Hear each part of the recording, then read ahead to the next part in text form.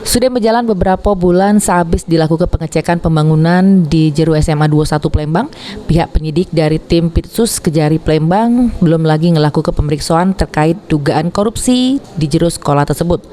Terkait hal ini, dari pihak Kejari Palembang dewek belum galak unjuk keterangan resmi tentang penyelidikan dugaan kasus di jero sekolah tersebut.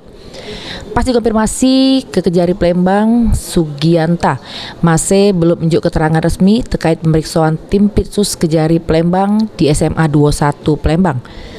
Awal adanya dugaan korupsi terkait pembangunan di jero sekolah tersebut, pihak Pitsus Kejari Palembang dapat kelaporan.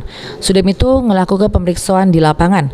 Diduga perbuatan korupsi ini tentang rehab pembangunan gedung di SMA Negeri 21 Palembang dengan anggaran pembangunan sebesar 900 juta rupiah.